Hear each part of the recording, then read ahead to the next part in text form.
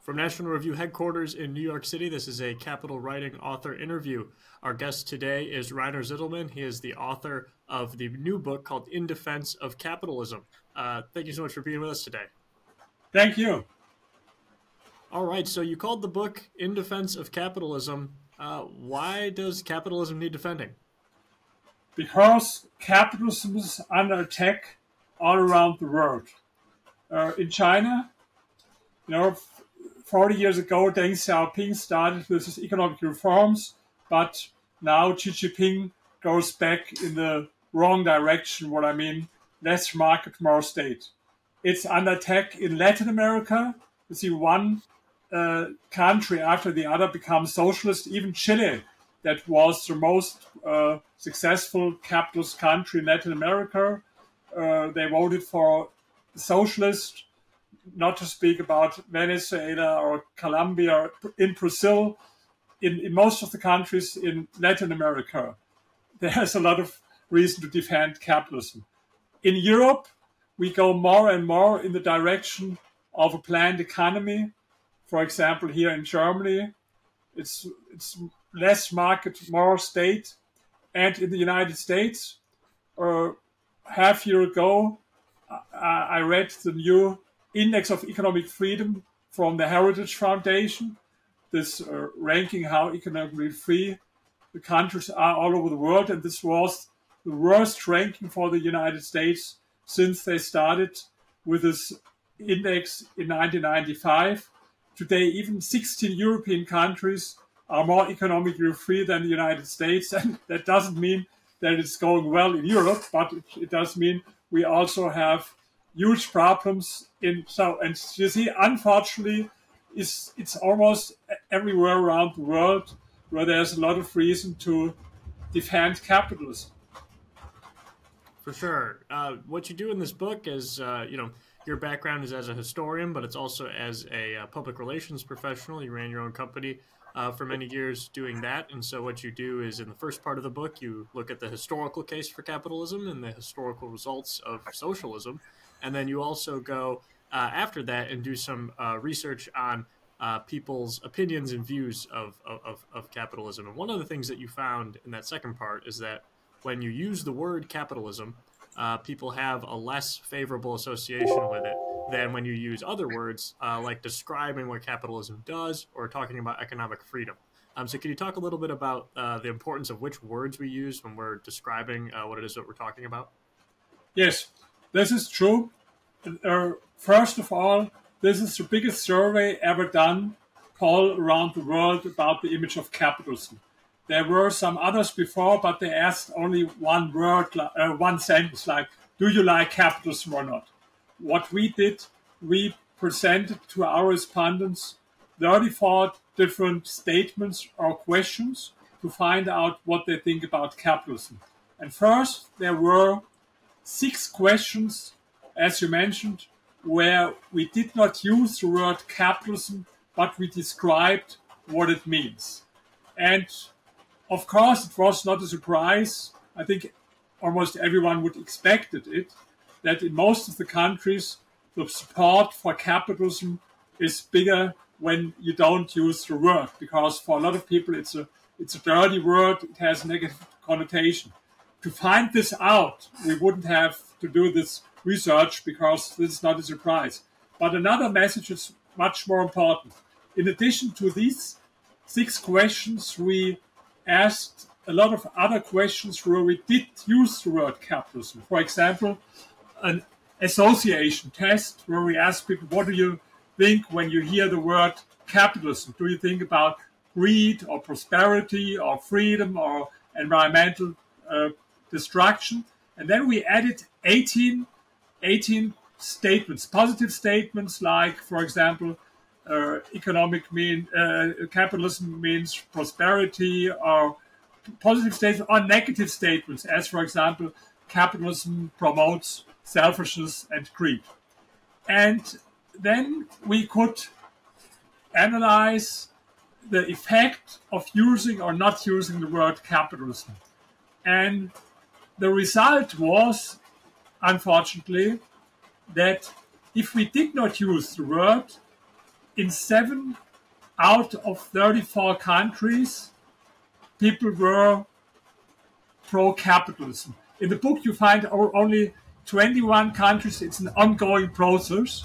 And after the book was published, we did more surveys in other countries. This is the reason why I speak now about 34 different countries. So only in 7 out of 34 countries, people had a positive attitude towards capitalism. And when we did not use the word, and when we did use the word, it was in 6 countries. So it's not a real, it is a difference, but my message is now, there are some libertarians who think, oh, don't use the word, let's use another word, and then people will agree with us or everyone will be on our page. I would be happy if this would be, but unfortunately it's not so. It's not only about the word, it's what the word stands for. Even if we don't use the word, in almost all countries, or most of the countries, people support anti-capitalism worldview. You mentioned that this is a survey you've done in 34 different countries. One of the interesting findings from an American perspective is that our country, it's basically a straight upward line from left to right on the political spectrum for support for free markets. But you point out that in a lot of countries, that's not really the case. In a lot of other countries, the moderate right will support free markets more than the far right will. Why do you think that is in most of the world, but not in the U.S.? First of all, thank you and congratulations. I see that you read the book very thoroughly. I have almost every day an interview, and unfortunately there are a lot of people I see they haven't read the book, but you read it very thoroughly. Yes, this is true. But before I come to this point, let me point out something else.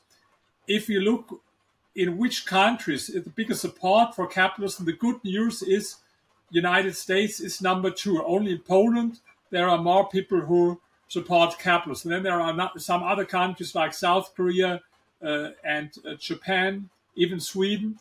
But United States is number 2. But if you go look in the data more in detail in the United States, you see a huge difference between older and younger Americans.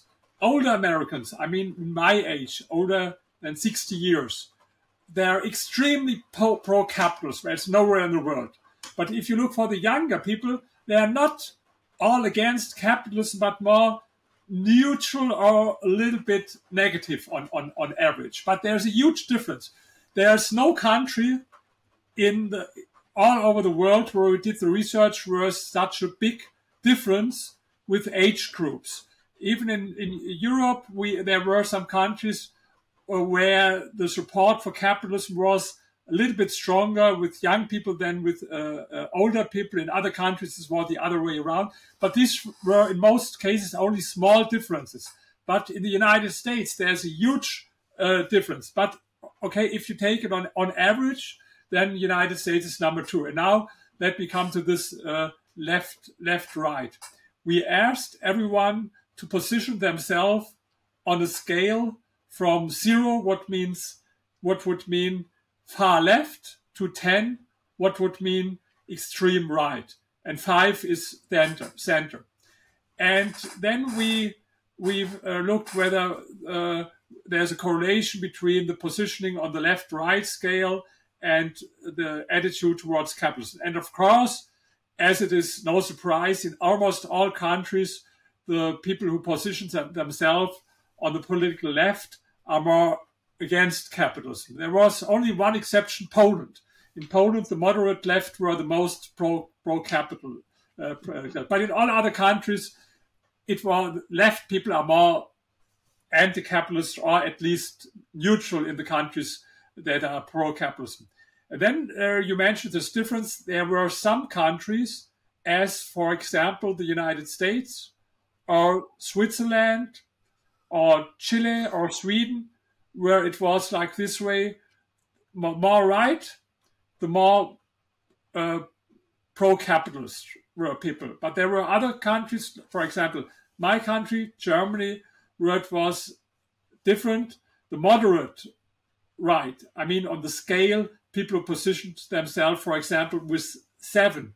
they were the most pro-capitalist, and then to the extreme right, they were also in most cases pro-capitalist, but less than the. I think left and right means different things in different countries. In a country like in the United States, it's linked more with the attitude towards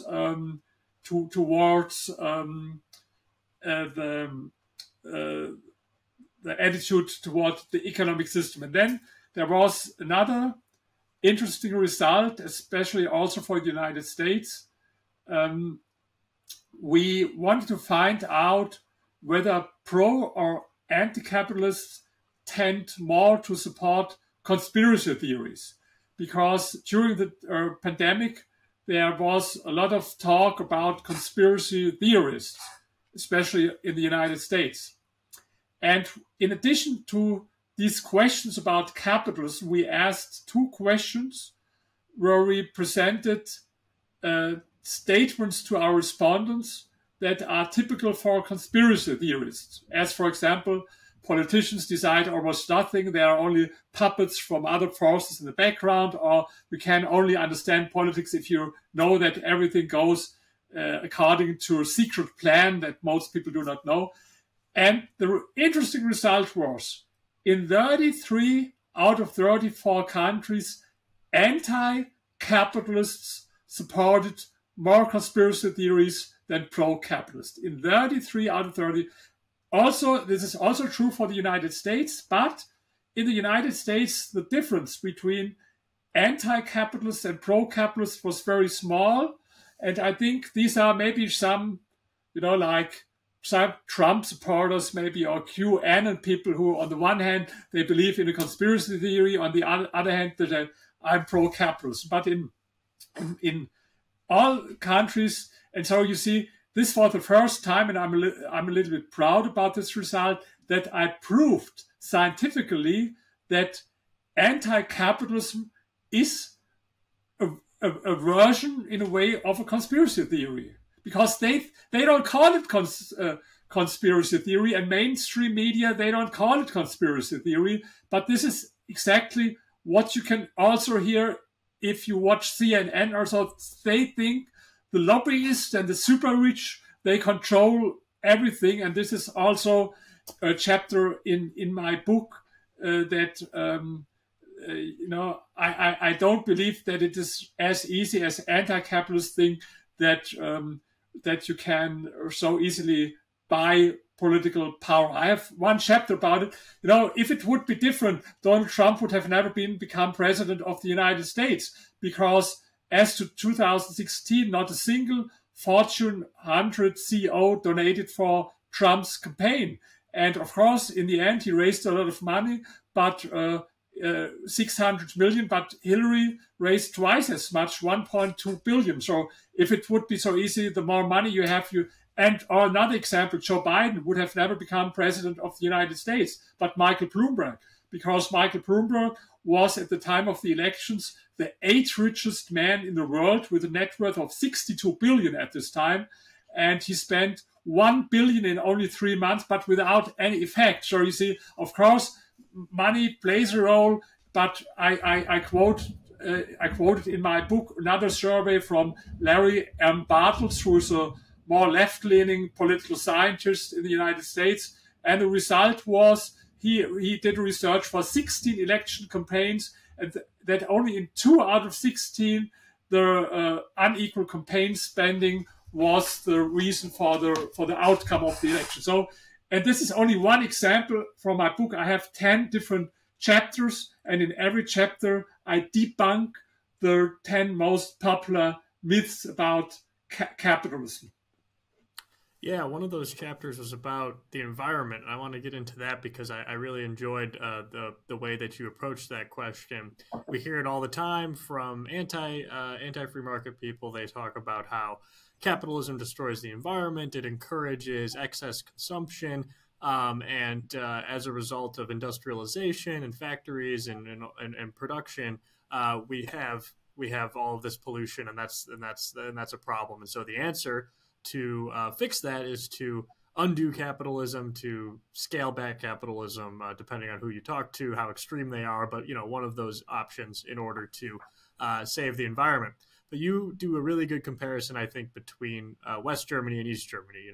You're from Germany, and I think Yes. that was a really good use of the history there. And you say, look, East Germany, obviously, they did abolish capitalism, and they put it in their constitution. They said this is going to be a priority of our state. We are going to protect the environment. And all the environmentalists around the world were said, hey, East Germany might have some problems, but at least they're protecting the environment. And then the Berlin Wall comes down.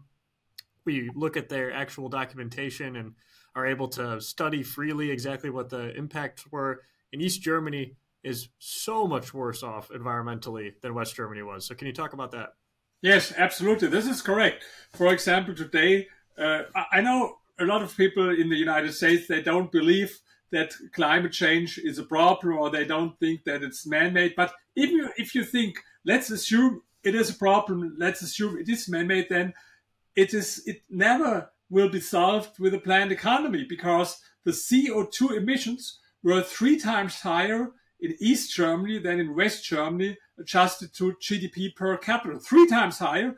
And this is also true for other airborne pollutants. For example, sulfur dioxide emissions were 10 times higher in socialist East Germany than in capitalist West Germany. By the way, I can recommend also a film. I got an award at Freedom Fest last year that you can get for free on YouTube if you Google it, Life Behind the Berlin Wall. And I have some more facts. I hope a lot of people will buy my book, so you find a lot of facts in this chapter. But even this movie, Life Behind the Berlin Wall, you can get for free. And but this is not. Yes, and if you look in socialist countries, there was no country in the world with such an extreme destruction of the environment than the Soviet Union and other socialist countries. Why is this important? Because anti-capitalists, their argument is that private profit-seeking companies are the reason for environmental destruction. But there were no private profit-seeking companies.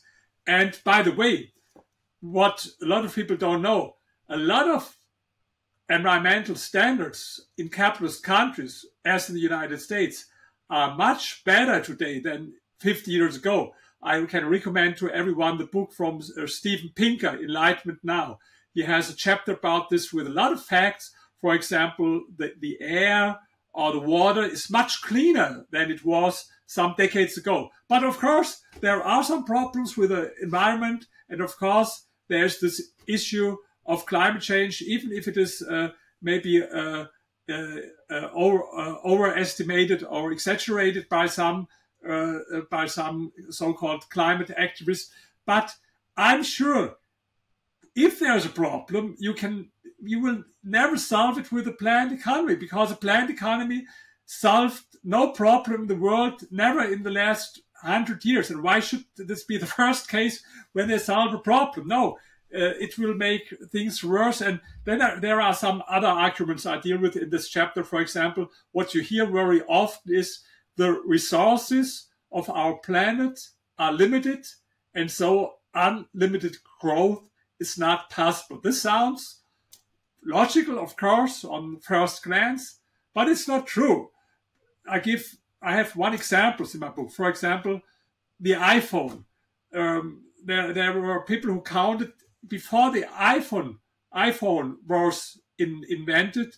There were 34 different devices, like a telephone, a camcorder, and a calculator, and whatever. 34 different devices. Today you need only one, so you need less resources, not more resources. Or another example, when I was young, I was very proud to have a lot of LPs, this old, disc, very huge discs, and I was very proud to have a big collection. Later on, there were the smaller CDs, and today my girlfriend, who's much younger than me, she laughs at me and she says, "You're the only one I know who buys these CDs, because other people load it from the internet." You need less resources. Or books. My father, he only died with 94 years, but in his last years, he stopped buying books. He had a lot of books. Yes, he bought books, but read it on the Kindle. I have here, I don't know how much, 5,000 books or 6,000, I don't know how many. So not more resources, not less resources. You find a lot of facts in this book to debunk. This is only, one of the 10 myths in this chapter. And maybe I can add something. In the last 2 months, I had maybe some 50 interviews, especially in the United States, about this book with TV or with radio. And one journalist asked me some weeks ago, do you believe you can convince anti-capitalists with this book? And my answer was no, I don't believe. And he asked, why do you write a book when you don't believe you can convince them? And my reply was, because I'm sure they will not read the book. They will not buy the book. They prefer to buy book number 25, Why Capitalism is Evil, than to read only one book with a different. I know it. Of course, there are some exceptions, but I see it. If I post it on Twitter or on Facebook, I got a lot of positive comments, but also negative comments. This is all wrong, and this is fake news, and this is all bullshit, and something like this. And then I ask only, hey, have you read the book? No, I would never read a book like this. So they will not read the book people from a cult. I had no discussion with someone from Scientology, but I think it would be not so easy to convince him with some facts. And so, because they will not read. No, I wrote the book for people like you, and maybe in the audience, a lot of people who hear us or see this video, who maybe are pro-free market, but they don't have all the facts and all the arguments. And for my book, I used 360 scientific books and papers. You can see it in the bibliography. There are 900 footnotes, but I think you know it. You read the book. I hope you can confirm it. In spite of this, it's easier to understand than most other scientific books. And if someone is able to understand this interview in spite of my German accent, it will be even easier for him to understand the book. But I have a lot of, and not a lot of people are able or have time or want to read 360 scientific books or papers. And you even don't have to read the whole book.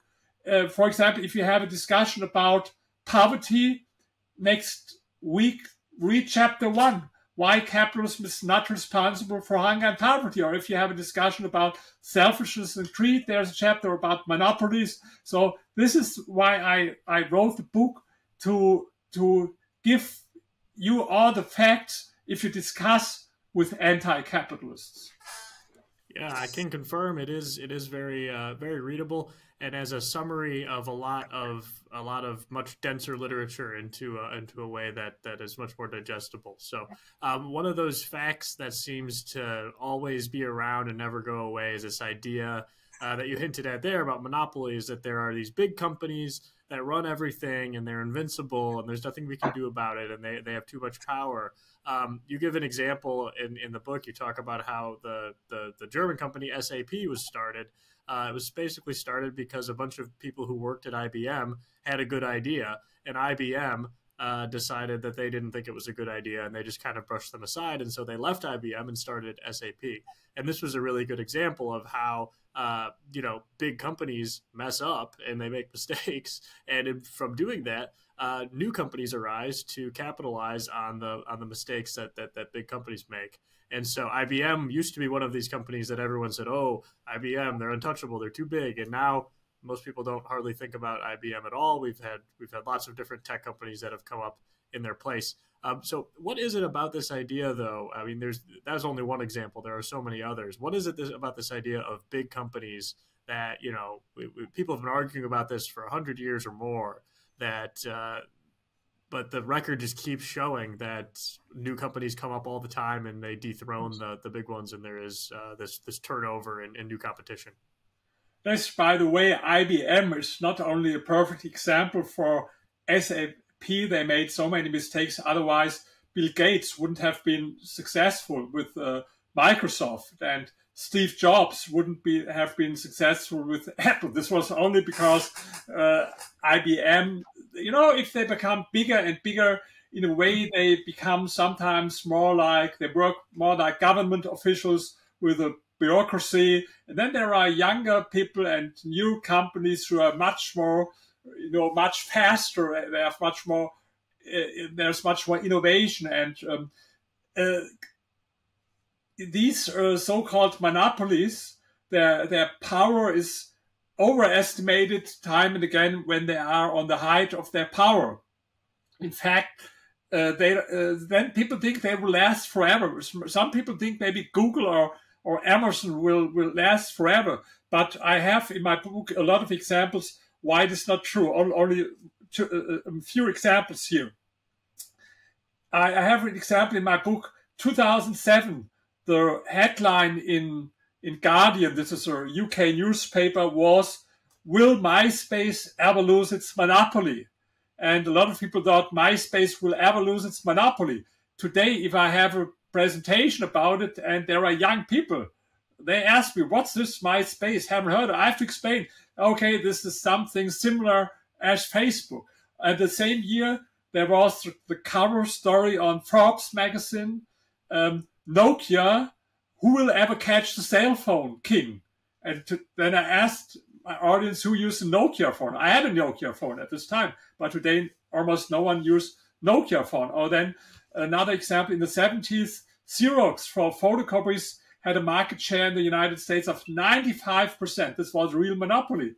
Then there was competition from Asian countries. Today they have less than 2%. Or maybe you remember Kodak. Kodak with cameras, they had 85% market share in the camera market, I think 90% in the US film market. And then they underestimated the shift to digital cameras, and they got insolvent.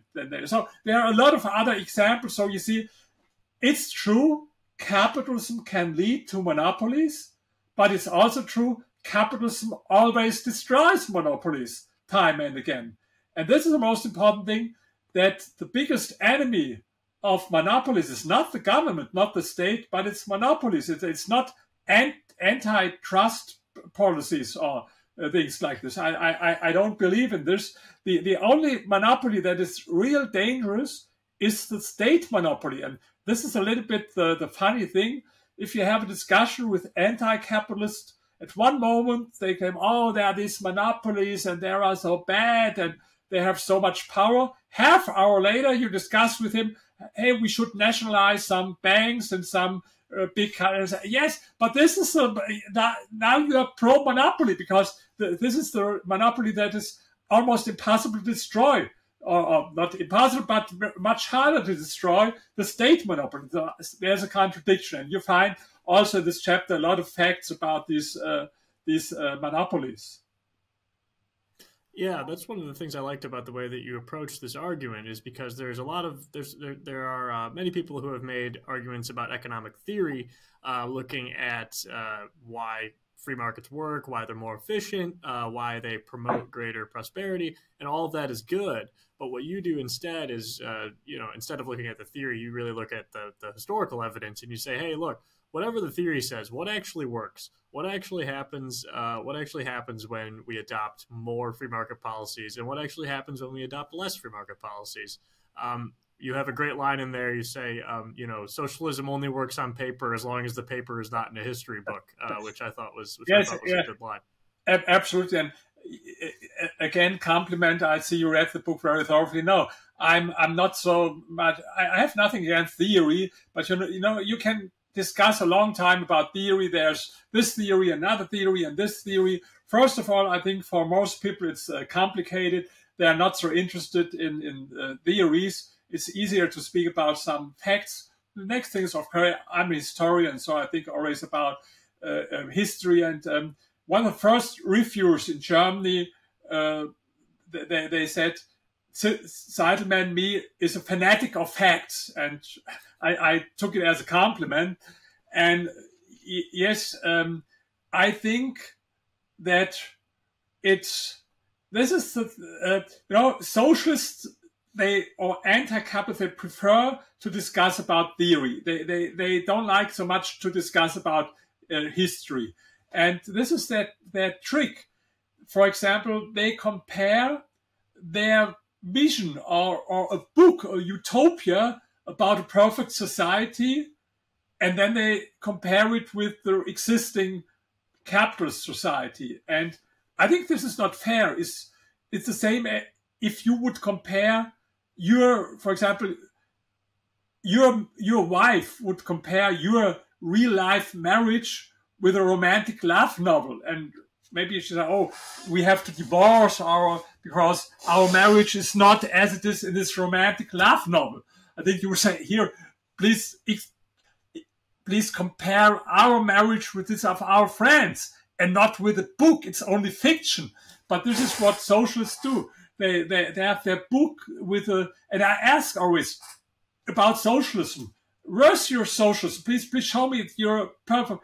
And they can't mention any example because it failed time and again. There's not one example where socialism improved the situation for ordinary people in the last 100 years. But there are a lot of examples where capitalism improved the situation of people. And even the countries that call themselves socialist today, we know that they are not socialist. Like for Vietnam, for example. Let's talk about Vietnam, because we saw it in our survey. People in Vietnam, this is one of the most pro-capitalist countries in the world, in spite of with the ruling Communist Party, and they call themselves socialist. But you find there a very entrepreneurial spirit. I was there in Vietnam, and there's a very entrepreneurial spirit. And I think it's easier to find a Marxist at a university in the United States or in Europe than to find one in Vietnam. Even they invited me to 4 different universities in Vietnam because they read my books. And one of the most prestigious universities there, this is the Foreign Trade University. They invited me for a workshop, and the topic was, how can we improve the image of rich people? I was never invited in the United States to a workshop how to improve the image of wealthy people not in Europe. So they call themselves socialists, but they are not. But every system that all these social systems, they failed. There were 24 different socialist experiments, and I have one chapter about it because a lot of young people, they haven't heard about it at school. This is the real problem. They heard about the evils of capitalism, but they haven't heard anything about what happened in socialist countries. I will give you one example. When I have my lectures all over the world, I speak sometimes about the biggest socialist experiment in history. This was Mao Zedong's so-called Great Leap Forward.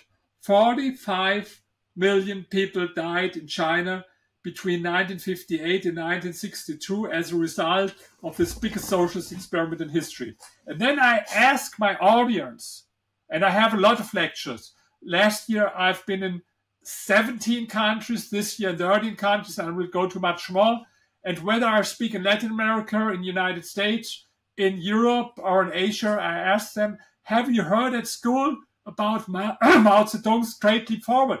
Only very few people raised their hand. They haven't heard about it. And I think this is so bad. Fortunately, every man in the world, everyone had heard about the terrible things that happened in National Socialist Germany, where they killed 6 million Jewish people. But I think also people should know about these crimes, mass murder that happened in socialist Soviet Union and in socialist China. And this is another fact I have in my book. If people hear about the word famine, most of the people think about Africa, but it's not true.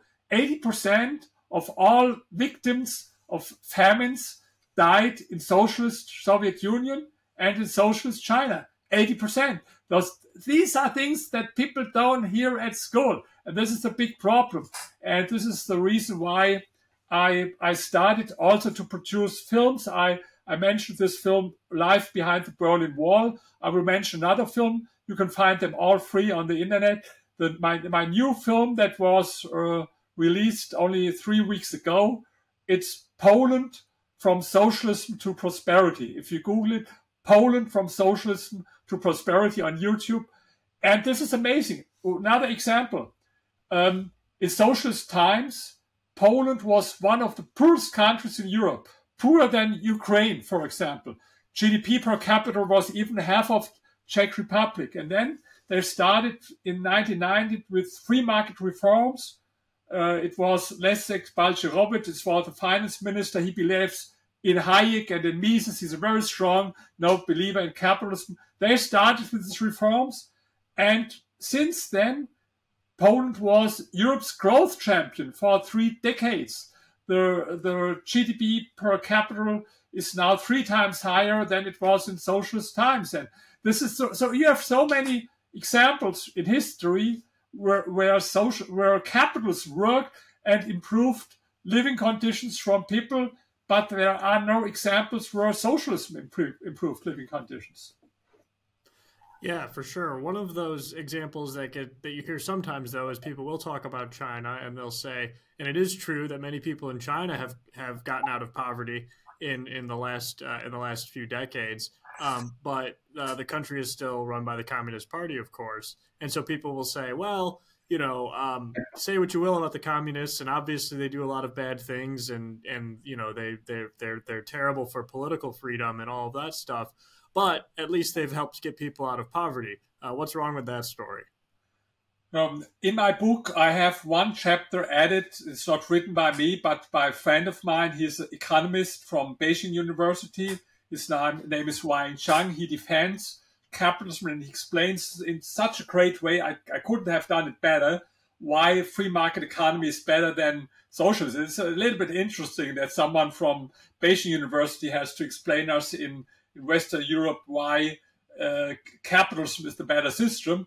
But unfortunately, he was very influential like 10, 15 years ago. Today, not. So let's speak a little bit what happened in China.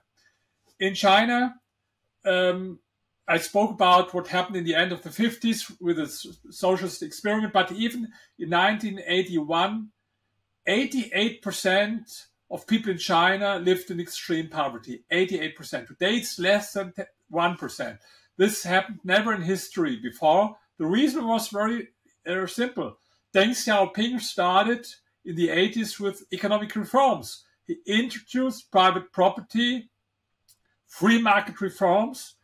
There were special economic zones like in Shenzhen. I was there 2 times. I had lectures there at Shenzhen University, and in a way they were sometimes even more economically free than in Europe or here, if you compare it with Europe. For example, even now, one of the biggest chemical company in the world, that is from Germany, BASF, they left not with the whole company, but a part of the company to China, and they said 2 reasons. First, the electricity is cheaper there because we had this crazy energy policy in Germany. We phased out nuclear power plants, phased out coal power plants. Now we have the highest energy prices in the world, also an example for a crazy planned economy. But the second reason was they said there's less bureaucracy in China than it is in Germany. But the problem is in the last years, Xi Jinping goes back in the wrong direction, more state, less market. I don't hope that they will go on this way, because if they do so, it will be not only a problem for China, but for the whole world, because we all depend more or less on the development in China, especially in Germany. We sell much more cars to China than we sell here in Germany. And there's a conflict in China between different views. Some of the party, they believe what they call the China model. They mean they found like a third way between capitalism and socialism. But this is not true.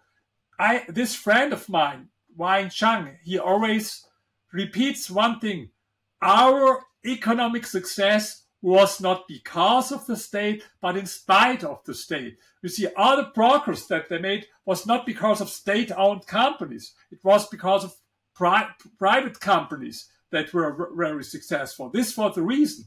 And so there's a lot of, misconception. Even there are some economists in the United States who don't understand, they don't know much about China. They take China as a proof that we should have more state, because they believe that the reason for their success is the role of the state. No, the reason is because they introduced private property and free market reforms. It's like you had a race, between different people, and one has one arm, and then he will win the race. And you say, okay, I should cut my arm because he was successful. No, he was not successful because he had no arm. In spite of this, they mix in spite of this and because of this. And you see the same thing in Vietnam. They call themselves socialists. And I mentioned this before. The leading party calls themselves communists. But they don't believe in this. Maybe there are some very old people who believe in this Karl Marx ideas, or they have some quotes. But most of them, they laugh at this. They don't take it serious. I was there in a think tank in China, and I saw no pictures of Karl Marx or Lenin. The pictures there I saw from, for example, they had a Steve Jobs picture there. That was their role model. Steve Jobs more than Karl Marx. That's funny. One of the other countries that did not that you hadn't surveyed in the book. I don't know if you have. You said you've added countries since, but in the book it did not include India yet. I'm kind of curious if you have been able to survey India about their attitudes towards capitalism there. It would be very interesting. Unfortunately, I have done a survey, and I can tell you the reason, by the way. This survey is very expensive. I did the survey now in 34 countries, and I had another survey. It is about the image of wealthy people. I wrote a book about it, The Rich and Public Opinion. It's published by Cato Institute. I started there in the book with 4 countries. Now it's 13 countries. And so if you sum up, it's 47 countries. And for every country, I paid 14,000 euros. So it is like $700,000. And I paid it from my own pocket. There was no one to support me. That's a big problem. I can't do it one more time. I hope maybe I find someone who hears this, that I should support him, because if I would go on, okay, I made some money because I was a successful entrepreneur, but of course it's not endless, and I don't like to write my next book with a topic maybe how to become poor with scientific research and writing books or something like that. And so this was like $700,000. And I would like to do this much more this research, but we did it with one of the most prestigious polling institutes in the world. This is Ipsos Mori, and it costs a lot of money. And so, unfortunately, we didn't include India. But I would be very curious to find out. One criteria was this book is being published in 30 countries, and I found no publisher so far in India. Some of my books are published in India, but not for this book. And I did it also, if the book is published in the country, I did the survey in this country because, for example, in the United States, I have this chapter, How People in the United States and the UK Think on Capitalism. And if I publish the book, for example, I was in Mongolia last month, I have a chapter, How People in Mongolia Think About Capitalism. And then we did the survey in Mongolia or in South Korea. Mm-hmm. Yeah, I was asking about India because obviously it's the other billion-person country other than China. It's not a communist country, but it does have a socialist past. But they had a lot of market reforms in 1991, and since then their economy has done much better. It follows the exact same pattern of every other country that goes from socialism to more free markets. But of course, yeah. No, absolutely. Sorry. Oh yes, I was, but of course, India still does face some of some residual policies that are left behind from its socialist time that are still holding back the growth in that country. So I'm hopeful that there will be more positive opinions of free markets there, but I'm not exactly sure where they come down. In most cases, it's this way. I think there's a correlation between how successful the free market reforms were, how much they improved living conditions, and how people think about capitalism. For example, I mentioned Poland is even more support for capitalism as in the United States, and Czech Republic was also one of the most pro-capitalist. It's also very successful what they did there. But there were other countries, and Vietnam is also positive, but there were also other countries. For example, we did the survey in Russia, and we did it in Serbia, and in the other ex-Yugoslavian countries like Bosnia or Montenegro. And there was a very negative attitude toward capitalism. What I could understand, if this would be capitalism, what we have there in Russia, I would be anti-capitalist number one, because this is no capitalism. This is a kleptocracy. They started in the beginning of 2000, even in the first years of Putin. It was not so bad. But then Putin started in 2003, what he did against Khodorkovsky to steal his company, and they stole a lot of other companies, and it became more and more a kleptocracy, and it's you see that the living conditions didn't improve so much. They're economically not successful in Russia. It's the biggest country in the world. There's no other country with so much resources as Russia, but their GDP was, even before the war in the Ukraine, was less than Italy, for example. So this is not a positive story.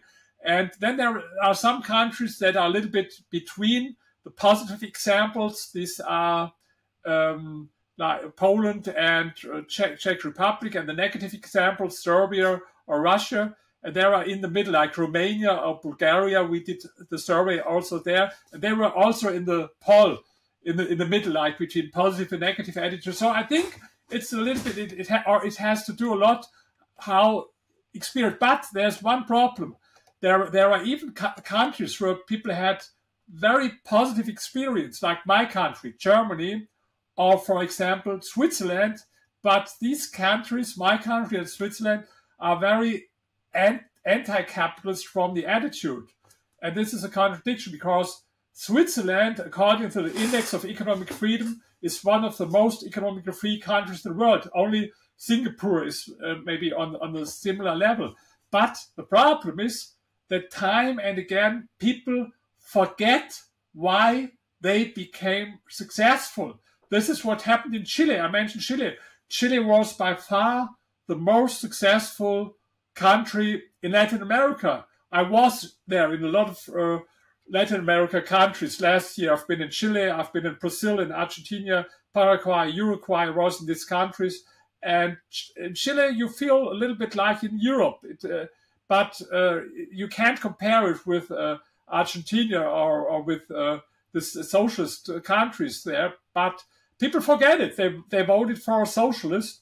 And in Brazil also, they voted for a socialist. And this happens in a lot of countries and this happens all over the world. In the beginning of the 80s or the end of the 80s, we had politicians as Maggie Thatcher, Ronald Reagan, and in China, Deng Xiaoping, and there were even economic reforms in countries like Argentina or Italy. But now, 30 years later, people forgot it, and the planned economy is still in fashion. So even in Germany now, there's one bestseller book about capitalism. Unfortunately, it's not my book. The title is Das Ende des Kapitalismus, what means the end of capitalism. And the author, she's very popular. You can see her in almost every talk show in Germany. She's very popular. And she writes in her book, we should abolish capitalism. We should introduce planned economy. We should forbid driving cars, totally. we should forbid to fly. We should forbid people to eat even more than 2,500 calories a day. We should have ration cards for this because of climate change. It's necessary, and and we should forbid building new houses and redistribute the existing buildings more evenly. And she adds, it will make people more happy because equality makes people happy. This sounds very strange 30 years after the end of socialism. And if you tell her, yes, but we had this. No, this is completely different. This is also always what socialists tell us. No, it's not like we did it before. This is a new version. It was the last time I remember in Venezuela. Venezuela is also a very good example because in 1970, Venezuela was one of the 20 richest countries in the world. Then they started with regulation. Situation became worse. And then they made a big mistake. They voted in 1998 for socialists, for Hugo Chavez, and socialists all over the world, intellectuals, were so enthusiastic. I have some quotes there in my book. Yes, this is a socialism of the 21st century. And Barbara Walters, for example, in the United States, was very enthusiastic about Hugo Chavez. And then the first years were not so bad because oil prices increased and Venezuela depends on oil. But then he started with all these crazy things, nationalization and all this stuff. And what happened? Inflation rate was 1 million %, 10% of the population fled. Of course, democracy is abolished, freedom of press is abolished, freedom of speech is abolished. And now, if you confront these intellectuals, but what happened to your socialism in the 21st century? Oh no, this wasn't real socialism.